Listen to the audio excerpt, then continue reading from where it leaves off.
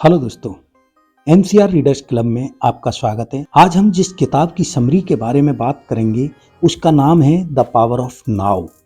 दोस्तों, the power of now किताब को लिखा है स्पिरिचुअल गुरु एकार्ट टोले ने। यह किताब एकार्ट टोले की सबसे ज्यादा बिकने वाली एक ऐसी किताब है जिसने दुनिया भर में लाखों लोगों के जीवन को बदला है। यह किताब वर्तमान क्षण में जीने और आंतरिक शक्ति और आध्यात्मिक जागृति का अनुभव करने के लिए एक प्रैक्टिकल गाइड की तरह काम करती है। यह एक ट्रांसफॉर्मेटिव बुक है जिसने दुनिया भर के लाखों लोगों को आंतरिक शांति पाने और अधिक पूर्ण जीवन जीने में मदद की है।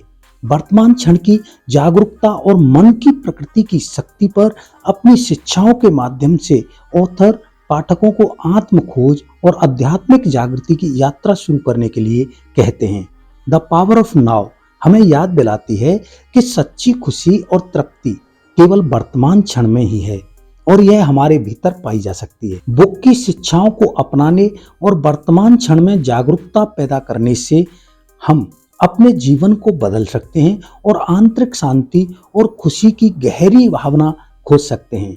बुक के ऑथर एक बहुत ही प्रॉब्लमेटिक और परेशानी भरा जीवन जी रहे थे। वह देर रात तक जागकर खुद से ये सवाल करते थे कि ऐसा क्या है जिसकी वजह से उनके जीवन में इतनी समस्याएं हैं और क्यों उनके जीवन में शांति नहीं है। उन्हें अपने इन सारे सवालों का उत्तर एक रात अचानक अपने विचारों की शक्ति से मिला और जब वह अगली सुबह उठे तो उन्होंने बहुत शांति का एहसास किया, क्योंकि वह वर्तमान क्षण में जीने की शक्ति को पहचान चुके थे। कई वर्षों तक कुछ न करने और अपनी नई मिली शांति का आनंद लेने के बाद आखिरकार लोगों ने उनसे सवाल पूछना शुरू कर दिया। तब उन्होंने जवाब में 1997 में द पावर ऑफ नाउ को पढ़ाना और प्रकाशित करना शुरू किया, जो ओपरा विनफ्रे के रिकमेंडेशन के बाद अंततः 2000 में New York times best seller book बन गई। बुक में ऑथर ने जो कुछ भी बताया है वह उनकी अपनी खुद की जागृति की यात्रा पर आधारित है, जो एक बहुत ही गहरे स्पिरिचुअल एक्सपीरियंस के साथ शुरू हुई है, जिसने उन्हें वर्तमान क्षण की शक्ति के बारे में जागरूक बनाया। द पावर ऑफ नाउ में वह अपनी लर्निंग्स को शेयर करते हैं और प्रैक्टिकल गाइडेंस देते हैं कि वर्तमान क्षण की अवेयरनेस कैसे विकसित की जाए। किताब को 10 अलग अलग चैप्टर्स में डिवाइड किया गया है और हर एक चैप्टर में ऑथर की शिक्षाओं पर एक अनूठा दृष्टिकोण प्रस्तुत किया गया है। दोस्तों, आज की इस ऑडियो बुक समरी में हम द पावर ऑफ नाउ में दी गई प्रमुख शिक्षाओं और उदाहरणों के साथ सभी चैप्टर्स की डिटेल समरी सरल भाषा में आपके साथ शेयर कर रहे हैं, जिससे उन्हें समझकर आप भी उन लर्निंग्स को अपनी लाइफ में अप्लाई कर सकते हैं। तो आइए the power of now summary की परिवर्तनकारी दुनिया में अपनी यात्रा शुरू करते हैं। आप सुन रहे हैं एनसीआर रीडर्स क्लब। ऑडियो को लाइक और चैनल को सब्सक्राइब कर लें, क्योंकि यहाँ आपको मिलती हैं बहुत सारी सेल्फ हेल्प और मोटिवेशनल ऑडियो बुक समरीज जिनसे आपकी जिंदगी बदल सकती है। चैप्टर 1, आपका दिमाग और शरीर अलग है। एनलाइटमेंट, यह क्या होता है? एक भिखारी एक डिब्बे पर बैठकर भीख मांग रहा था। एक आदमी आया और उसने उस भिखारी से खुले पैसे के लिए पूछा। भिखारी ने बोला उसके पास कुछ भी नहीं है। उस आदमी ने उस डिब्बे के बारे में पूछा, इसमें क्या है? भिखारी ने कहा, यह तो यूजलेस है, इस पर मैं बैठकर बहुत सालों से भीख मांग रहा हूं। उस आदमी ने उस डिब्बे को खुलवाने की जिद की और जब वह डिब्बा खोला गया तो वे देखकर दंग रह गए। वह डिब्बा सोने के सिक्कों से भरा हुआ था। इस स्टोरी से ऑथर हमें यह बताना चाहते हैं कि शांति हमारे अंदर ही है। ज्यादातर लोग प्लेजर, फुलफिलमेंट, वैलिडेशन और सिक्योरिटी को बाहर खोजते हैं, लेकिन ये सब खजाना हमारे अंदर ही होता है। जबकि हमारे अंदर यही सब चीजें नहीं बल्कि और भी बहुत कुछ है। दोस्तों, ऑथर का कहना है कि ज्यादातर लोग अपने दिमाग में चल रहे विचारों के बारे में नहीं जानते हैं। वे कहते हैं कि हमारा दिमाग लगातार विचार, यादें और कल्पनाएं उत्पन्न कर रहा है और यही विचार, यादें और कल्पनाएं हमारी पहचान बन जाते हैं। हालांकि हमारा असली सार दिमाग से परे है और हम मन को शांत करने और वर्तमान क्षण में रहने के लिए सीखकर स्वयं को इस गहरे अर्थ को समझ सकते हैं। ऑथर कहते हैं कि हमारा मन दर्द का प्राथमिक स्रोत है। अगर हम अपने अहंकार को हावी होने देते हैं तो हमें और ज्यादा दर्द होता है। हमारा दिमाग यादें संजो कर रखता है और यही यादें हैं जो दर्द देती हैं। यादों पर फोकस करने से न सिर्फ गुजरे हुए कल के बारे में चिंता होती है, बल्कि आने वाले कल के बारे में और अधिक चिंता होती है। अक्सर हमारे दिमाग में नकारात्मक यादें रह जाती हैं और यही हमें वर्तमान में जीने से रोकती हैं। लेकिन यादों पर हमारा किसी तरह का कोई कंट्रोल नहीं होता है। हमारा कंट्रोल केवल वर्तमान पर है। हमारी यादों या भविष्य की घटनाओं पर हमारा किसी प्रकार का कोई नियंत्रण नहीं होता है। अपने आप को अपने दिमाग से अलग कर लें, क्योंकि इससे आपको दर्द होता है। अपने शरीर पर ध्यान दें, क्योंकि यह समझता है कि आपके लिए सबसे अच्छा क्या है। नतीजतन आप अपने शरीर पर ध्यान केंद्रित करके अपने जीवन के महत्वपूर्ण कारकों के बारे में बहुत कुछ सीख सकते हैं। चैप्टर 2, चेतना, दर्द से बाहर का रास्ता।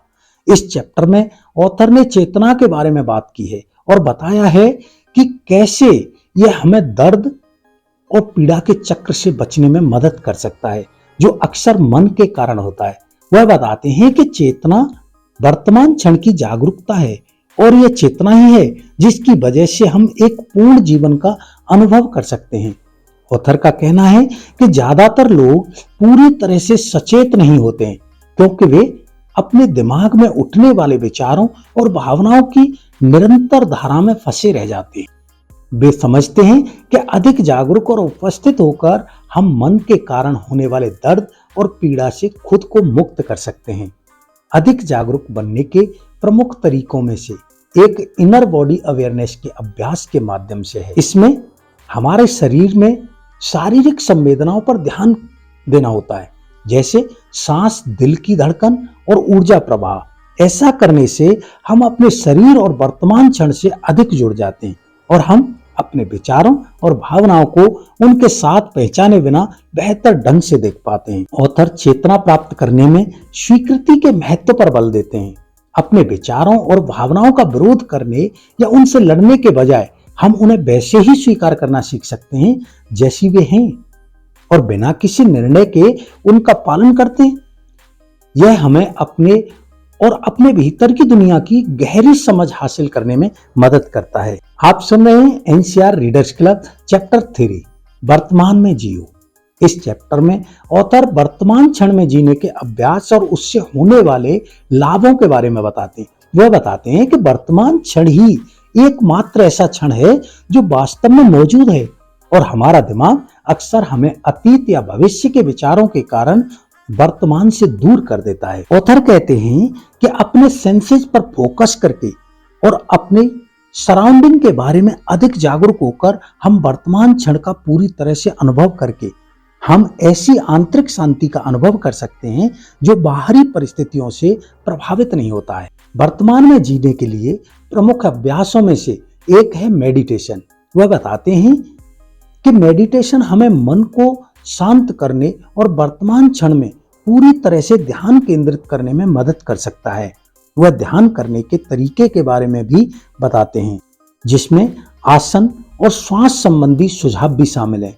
ऑथर समय यानी टाइम के बारे में बताते हैं कि कैसे हमारा दिमाग पास्ट और फ्यूचर की भावना पैदा करता है, जो कि अक्सर वर्तमान क्षण से बिल्कुल डिस्कनेक्टेड होते हैं। वह बताते हैं कि सच्ची आध्यात्मिक जागृति तभी मिल सकती है जब हम समय की अपनी धारणा में बदलाव करें और वर्तमान क्षण में जीने की आदत डालें। चैप्टर 4, वर्तमान से बचने के लिए मन की रणनीतियां। इस चैप्टर में ऑथर उन तरीकों पर बात करते हैं जिनसे हमारा दिमाग अक्सर विभिन्न रणनीतियों के माध्यम से वर्तमान क्षण से बचने की कोशिश करता है। वह बताते हैं कि ये रणनीतियां सचेत और अचेत दोनों हो सकती हैं और ये अक्सर दुख का कारण बनती हैं। मन जिन प्राथमिक तरीकों से वर्तमान क्षण से बचता है उनमें से एक है अत्यधिक सोच।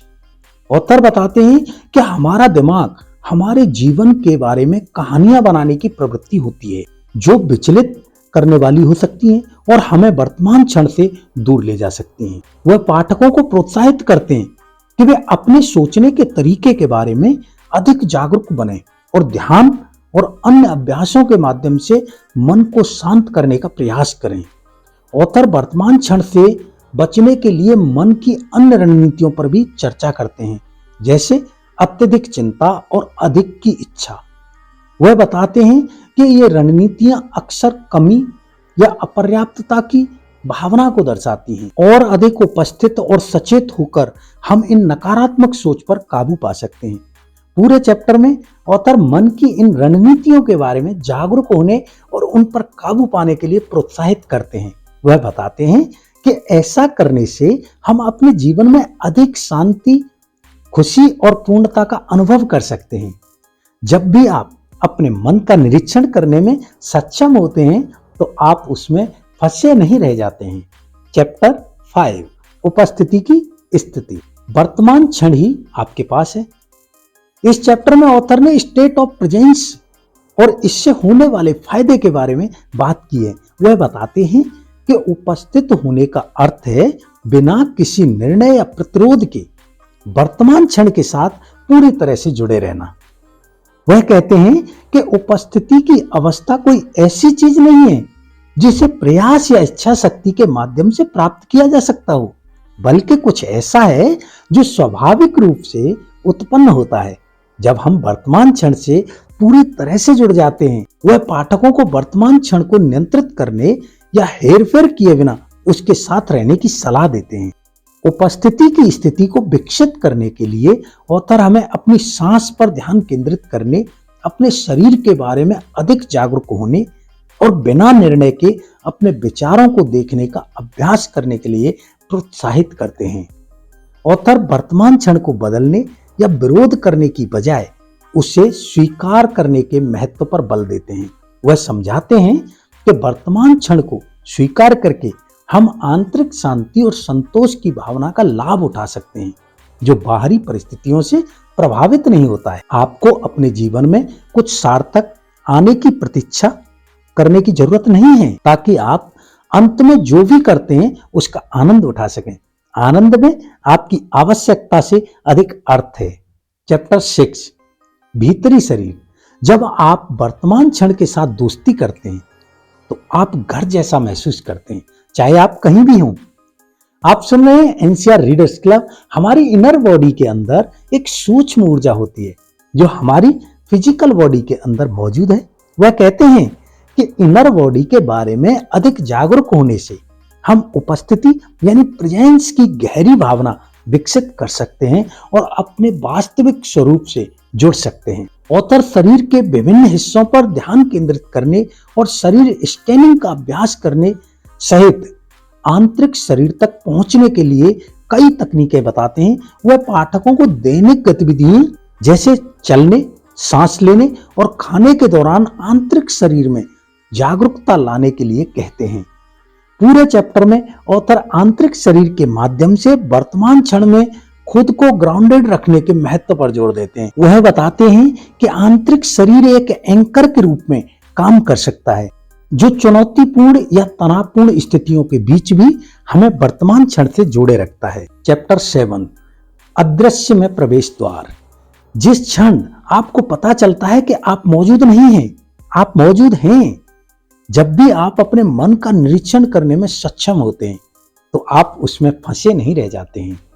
प्रकृति, कला, संगीत इत्यादि कुछ ऐसी चीजें हैं जो हमें शुद्ध चेतना और स्टेज तक ले जा सकती हैं। चेतना को सामने लाकर हम अपने आप को अनकॉन्शियस के बोझ से मुक्त कर सकते हैं। पहला कदम उन तरीकों को पहचानना और स्वीकार करना है जिनसे हमारे भीतर असंतोष और तनाव जैसी नकारात्मक भावनाएं प्रकट होती हैं। अपनी अचेतना पर प्रकाश डालकर हम उसे भंग कर सकते हैं और अपनी उपस्थिति का प्रकाश फैला सकते हैं। सामान्य अचेतना की सर्वव्यापकता को देखते हुए उसकी पहचान करना थोड़ा कठिन लग सकता है, लेकिन आत्मनिरीक्षण की आदत विकसित करके और अपने मानसिक और भावनात्मक स्थिति की निगरानी कर इस पर काबू पाया जा सकता है। खुद से रिलेवेंट सवाल पूछें, जैसे क्या मैं इस समय सहज हूं या अभी मेरे अंदर क्या हो रहा है, और अंदर ध्यान केंद्रित करें। ऑथर कहते हैं कि अगर हम अपनी आंतरिक दुनिया को प्राथमिकता देते हैं तो हमारी बाहरी दुनिया स्वाभाविक रूप से ठीक हो जाएगी। दुनिया आपको शांति नहीं दे सकती है, यह आपको कुछ नहीं दे सकती है। यदि आप शांति में हैं तो इसका कारण यह है कि आप शांति में हैं, न कि किसी ऐसी चीज के कारण जो दुनिया ने आपको दी है। चैप्टर 8 प्रबुद्ध रिश्ते। प्रेम चयनात्मक नहीं है, जैसे सूर्य का प्रकाश चयनात्मक नहीं है। यह किसी एक व्यक्ति को विशेष नहीं बनाता है। हम अपने जीवन में अच्छे रिश्तों को बनाए रख सकते हैं। ऑथर कहते हैं कि सच्चा प्यार और आत्मीयता का अनुभव तभी किया जा सकता है जब हम पूरी तरह से मौजूद हों और खुद से और दूसरों से जुड़े हों। प्रबुद्ध संबंध बनाने के लिए हमें सबसे पहले अपने भीतर मौजूद अनकॉन्शियस पैटर्न और डायनामिक्स को पहचानना चाहिए। हमें सेल्फ इंक्वायरी करनी चाहिए और अपने विचारों और भावनाओं का निरीक्षण करना चाहिए, ताकि हम इन पैटर्न से मुक्त होकर अपने रिश्तों में उपस्थिति की भावना पैदा कर सकते हैं। वर्तमान क्षण पर ध्यान केंद्रित करके अपने और दूसरों के आंतरिक सार से जुड़कर हम ऐसे रिश्तों को विकसित कर सकते हैं जो संघर्ष और ड्रामे से मुक्त हो। प्रबुद्ध संबंधों को विकसित करने के लिए क्षमा का अभ्यास करना, निर्णय के बिना सुनना और दूसरों को नियंत्रित करने की आवश्यकता को छोड़ देना जरूरी है। प्रेम होने की एक अवस्था है। तुम्हारा प्रेम बाहर नहीं है, यह तुम्हारे भीतर गहरा है। चैप्टर 9 सुख और दुख के पार शांति है। सच्ची खुशी उन चीजों से नहीं होती है जो हमारी भौतिक जरूरतों को पूरा करती हैं, बल्कि हमारी चेतना की आंतरिक गुणवत्ता से होती है। The power of now book के इस चैप्टर में ऑथर ने बताया है कि आंतरिक शांति सुख और दुख से आगे जाकर प्राप्त की जा सकती है। वे कहते हैं कि सुख और दुख अस्थायी अवस्थाएं हैं जो आती हैं और चली जाती हैं, लेकिन आंतरिक शांति एक निरंतर उपस्थिति है जो इन अवस्थाओं से आगे निकलकर मिलती है। सच्ची आंतरिक शांति केवल पूरी तरह से मौजूद रहने और वर्तमान क्षण को स्वीकार करने से ही प्राप्त की जा सकती है, चाहे उसकी परिस्थितियां कुछ भी हों। उनका सुझाव है कि वर्तमान क्षण के प्रति समर्पण करके हम खुद को खुशी की तलाश और दुख से बचने के निरंतर चक्र से मुक्त कर सकते हैं। ऑथर वर्तमान क्षण को पूरी तरह से अपनाने के महत्व पर जोर देते हैं, जिसमें कोई भी दर्द या पीड़ा उत्पन्न हो सकती है। उनका सुझाव है कि इन अनुभवों को पूरी तरह से स्वीकार करने और अपनाने से हम उन्हें पार कर सकते हैं और आंतरिक शांति पा सकते हैं। जब आप जो भी हैं उसके प्रति समर्पण करते हैं और इस तरह पूरी तरह से उपस्थित हो जाते हैं, तो अतीत में कोई शक्ति नहीं रह जाती है। चैप्टर 10 समर्पण का अर्थ। इस चैप्टर में ऑथर समर्पण की भावना से चेतना की एक गहरी स्थिति को जानने और उसके जरिए आंतरिक शांति और स्वतंत्रता का अनुभव करने के बारे में बताते हैं। समर्पण वह स्थिति है जब हम अहंकार को त्याग कर वर्तमान क्षण को स्वीकार करने की इच्छा विकसित कर लेते हैं, और वह भी बिना किसी प्रतिरोध या निर्णय के। वह बताते हैं कि समर्पण एक निष्क्रिय या कमजोर अवस्था नहीं है, बल्कि जीवन के प्रवाह के साथ संरेखित करने और वर्तमान क्षण के ज्ञान और मार्गदर्शन के लिए खुद को खोलने के लिए एक सक्रिय और शक्तिशाली विकल्प है। समर्पण का एक प्रमुख पहलू सच्चाई को स्वीकार करना और परिणामों या अपेक्षाओं के प्रति अपने लगाव को छोड़ देना है। ऑथर बताते हैं कि जब हम समर्पण करते हैं तो हम उद्देश्य और अर्थ की एक गहरी भावना का लाभ उठा सकते हैं, जो हमारी व्यक्तिगत इच्छाओं या लक्ष्यों से काफी आगे होते हैं। ऑथर हमारे दैनिक जीवन में समर्पण की स्थिति विकसित करने के लिए अलग अलग प्रैक्टिसेज और इनसाइट्स शेयर करते हैं। इनमें वर्तमान क्षण के प्रति हमारे प्रतिरोध के बारे में जागरूक होना, अज्ञात को एक्सेप्ट करना सीखना और वर्तमान क्षण में खुद को आत्मसमर्पित करना शामिल है। दोस्तों, हमें आशा है कि आपको ये समरी पसंद आई होगी। इसे अपने फैमिली और फ्रेंड्स के साथ अवश्य शेयर करें और आपको इस बुक से क्या सीखने को मिला है हमें कमेंट सेक्शन में अवश्य बताएं। धन्यवाद। आपका दिन शुभ हो।